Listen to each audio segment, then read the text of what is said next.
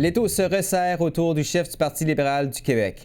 Après l'annonce mercredi d'une enquête criminelle lancée par l'Unité permanente anticorruption sur le PLQ et plus spécifiquement sur la campagne à la chefferie de M. Rodriguez, selon plusieurs médias, les appels à cette démission se multiplient. Parmi ceux qui estiment qu'il est temps pour M. Rodriguez de se retirer, Jean Damour, ancien ministre libéral et ex-président du PLQ, je vous propose d'écouter exceptionnellement un extrait en anglais d'un échange entre M. Rodriguez ce matin et une journaliste anglophone à Québec qui évoque justement cette sortie de l'ex-président du PLQ. On l'écoute.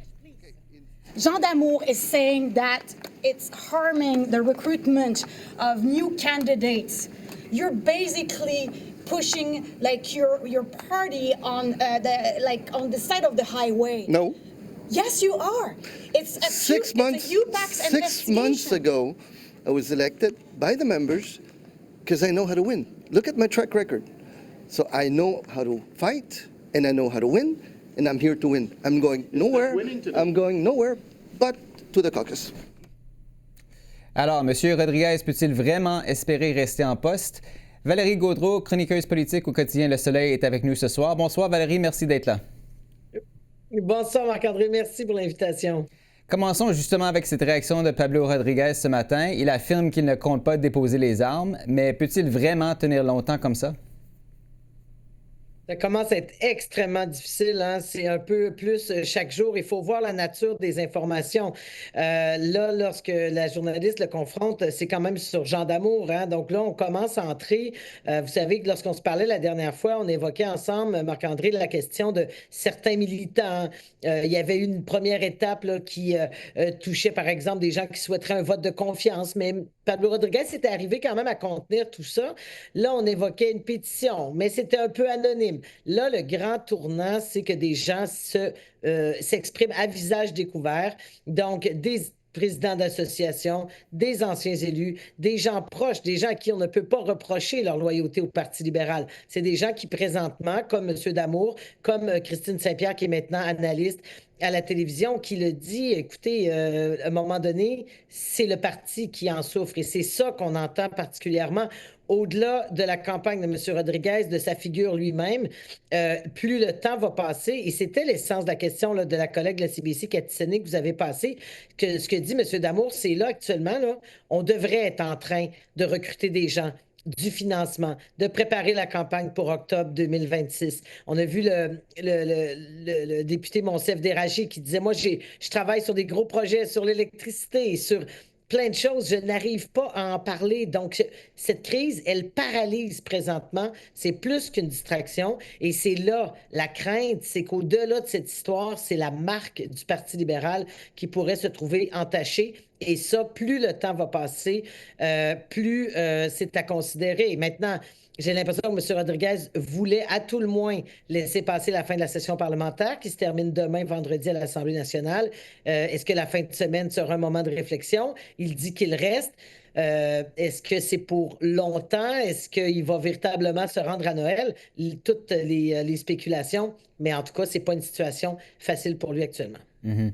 Je l'ai déjà évoqué, mais ce déclenchement d'une enquête criminelle par l'UPAC, est-ce que c'est le point de bascule? Pouvez-vous nous parler de la réaction que cette annonce a suscitée au sein du PLQ? Ah, écoutez, hier, j'étais dans les corridors de l'Assemblée nationale là, et on a vraiment senti une commotion, hein, parce que M. Rodriguez l'a appris lui aussi presque en même temps que les médias. Et vraiment, on a senti, là, oui, un point de bascule. Je pense que votre terme est le bon. Parce qu'avant tout ça, ça demeurait des allégations. On restait dans la question de oui, bon, on refera pas toute l'histoire ensemble. Les auditeurs la connaissent depuis près d'un mois maintenant. Donc, est-ce qu'il y a eu des paiements pour voter pour M. Rodriguez pendant sa course? Que savait Marois Risky qui a reproché des fautes graves à son ancienne chef de cabinet, une proche de M. Rodriguez. Donc, on ne sait toujours pas. Et là, l'UPAC, bien, ça vient difficile de dire, écoutez, c'est des oui-dire, c'est des questions, peu importe l'issue de l'enquête, elle existe. Et surtout, et c'est ça qui était la commotion, je dirais, hier, c'est le terme. Lorsqu'on met le mot UPAC, qui a été fondé là, à toute fin pratique dans la foulée de la commission Charbonneau, qui touchait le Parti libéral. Donc, le sentiment général que ça donne, c'est, ben voilà, le Parti libéral est encore une fois associé à l'unité permanente anticorruption. C'est encore des... Et ça, rendu là, peu importe l'objet réel de l'enquête, le mal est fait. Et c'est là que l'UPAC devient extrêmement symbolique. Et elle s'ajoute à une enquête interne dont, rappelons-le, les résultats, eux, seront connus que le 31 janvier. Enquête donc confiée au juge à la retraite, juge Fournier, commandé par le Parti libéral pour savoir, coudon, qu'est-ce qui se passe dans nos troupes, qu'est-ce qui s'est passé chez les militants, est-ce qu'il y a eu malversation? Et ça va durer. On parlait en première question de la durée là, de l'étau qui se resserre sur M. Rodriguez. Mais s'il décide de rester, il aura de toute façon le spectre du résultat de cette enquête. L'UPAC va continuer. Et même si le parti changeait de chef, le successeur serait pris aussi avec tout ça. Alors, l'UPAC, ça a été une grande, grande force de symbole là, dans l'imaginaire, je dirais, hier. Vous avez déjà évoqué les propos du député libéral Monsef Déragi. On lui a demandé aujourd'hui si son chef pouvait rester en poste. M. Déragi a évoqué des moments extrêmement difficiles. Il s'est dit tanné de cette affaire. Il a dit qu'il lit les articles, il doit les digérer et doit évidemment se poser des questions. À quel point est-ce que le caucus est solidaire derrière M. Rodriguez à ce moment-ci?